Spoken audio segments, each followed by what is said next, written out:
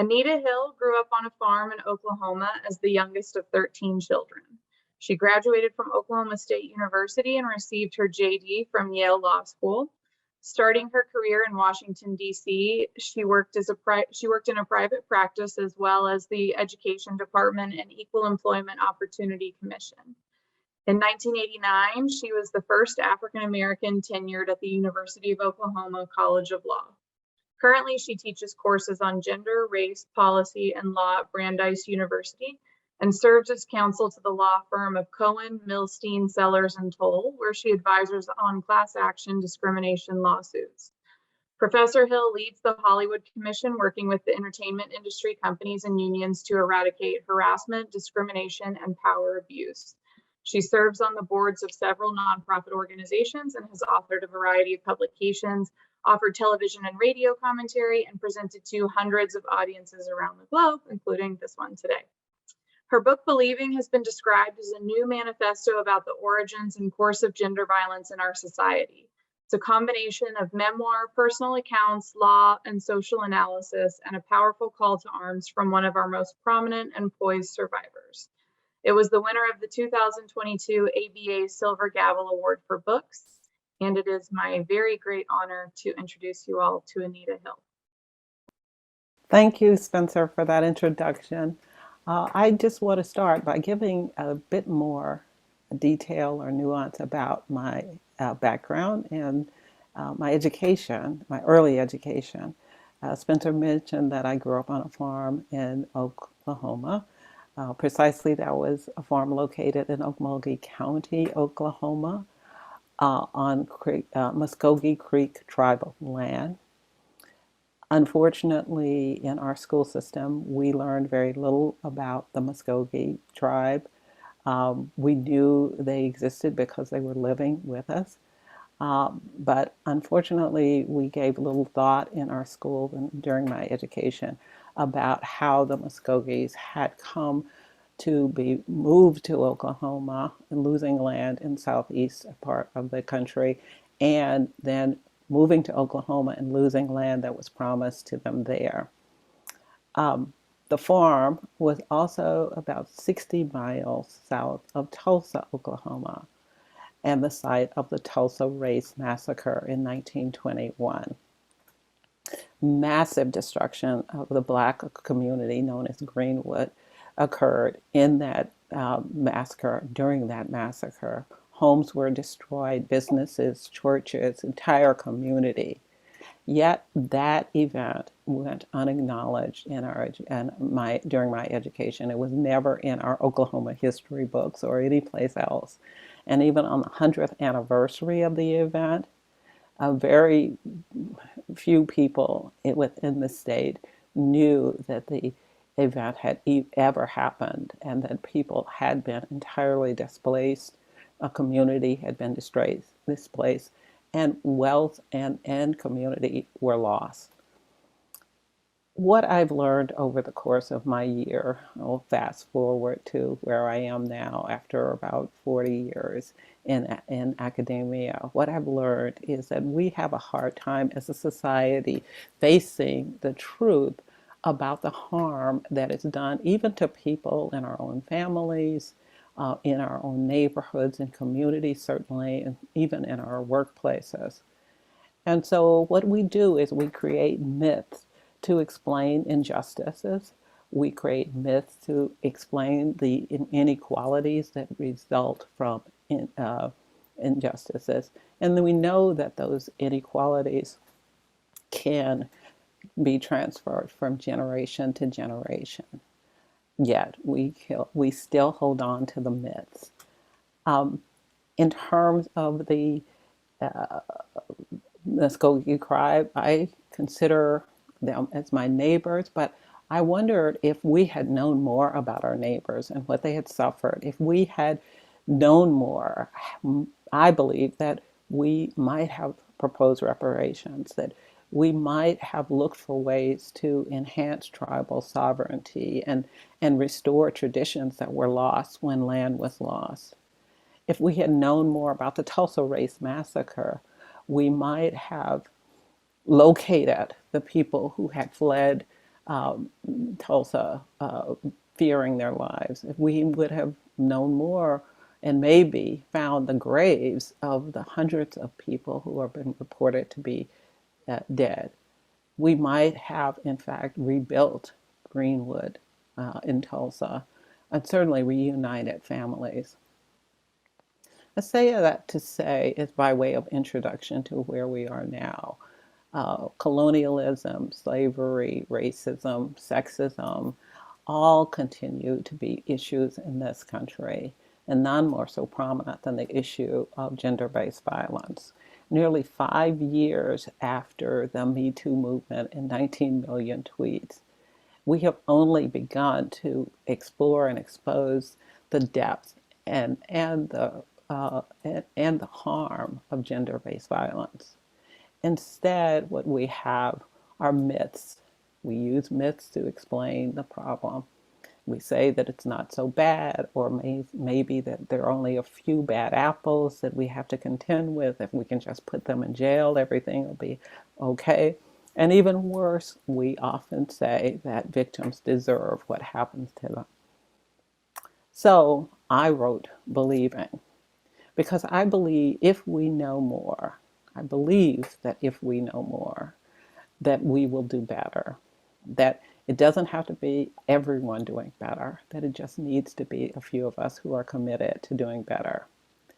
And as a friend of mine said to me early on when I was talking about the book, and the book was just out, as a friend of mine said, we have to stop admiring the problem and start to change outcomes. And that's my hope for the book. My hope for Believing is that we will change outcomes. And I believe that we have never been in a better position to do so. Believing is in part my story. It is part memoir. It's a part the story of the public and private attacks that occurred on me as a result of my testimony in 1991 and before the Senate Judiciary Committee and the Clarence Thomas confirmation hearing. It is about my recovery from that episode and how I make sense of it today as opposed to when it initially happened. But my recovery is also about taking up the cause of eliminating gender violence. That is part of my recovery. It is part of my story. It is where I am and why I feel that I have and must write Believing. Believing is also about the stories of countless other individuals who I've heard from, literally thousands, literally scores of thousands of letters that I have received with people talking about their own experiences with one form or another of violence. Some consider themselves to be survivors these days. Others still consider themselves to be victims because they have not received any accountability for what has happened to them, and they're still trying to make sense of it. And I hope that I can make sense for them as well as for many others who I hope will read the book and who will see themselves in Believing and see their experiences not as isolated experiences, but as part of the larger problem that we all need to respond to. Believing is about finding solutions, but even more, it's about a framework for us discovering solutions together. Solutions as well as healing. And I believe the two cannot be separated, that both, they have to come together.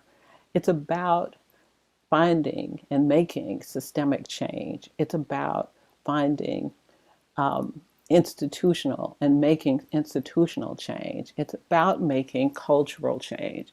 And I cover all of those in the book. And I try to cover it in a way that crosses disciplines. Yes, I speak a lot about the legal system, but I understand that the law and our legal system is not capable of addressing the problems fully, that we have to dig deeper. We have to dig across the disciplines, from humanities to science and everything in between. We have a grant going today at Brandeis. We're putting together to develop a series of conferences and panels that will be happening in the years to come. But the work that we can do is rich work. Universities and colleges are places of learning, they're places of teaching and research and creation, and they're also places of public engagement. And all of that needs to happen before we will see the end of this problem. Reports today tell me about that we are still in need of making advances, whether you've been listening to the reporting of the Amber Heard Johnny Depp trial, or the reporting on Weinstein and his conviction perhaps being overturned, which has been dismissed, which you know the appeal has been dismissed. We've heard about Bill Cosby and his release from jail. And even more recently, we've heard that 90 of Larry Nassar's the victims have filed suit against the FBI for their mishandling of the complaints that were brought to them years before Larry Nassar was finally brought to justice. This is a lawsuit, this is a development that would not have happened in 1991. It's been 30 years in the making. And I try to explain that. But I also look at these developments as giving me hope. There are many things that keep me hopeful, that we can do the work if we commit to it, but it will take all of our commitments. And yet I remain hopeful because I've seen how far we've come since 1991. When I testified initially about sexual harassment, there were so many people who wrote me and said they didn't even know it was against the law, even though the law had been on the books since 1964.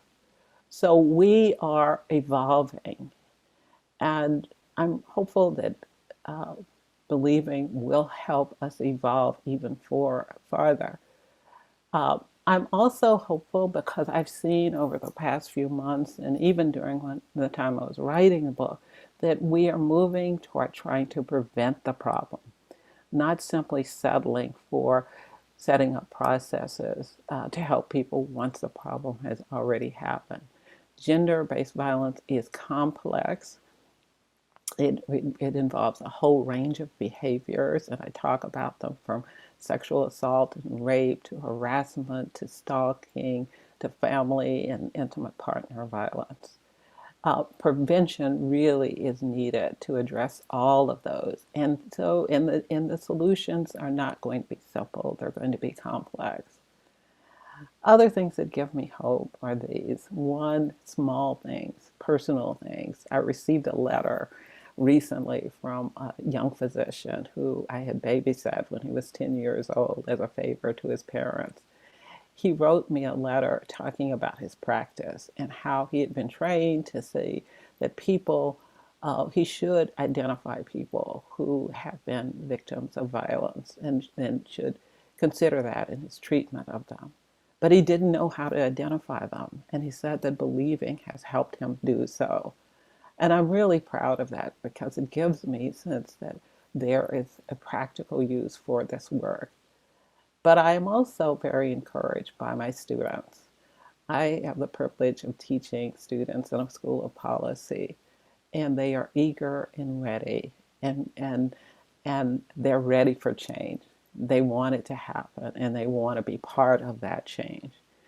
I'm hopeful that students from all backgrounds and of all interests will see believing as a potential way for them to create change in the work that they do, whether they're working as artists or whether they're working as political scientists or whether they're working as physicians.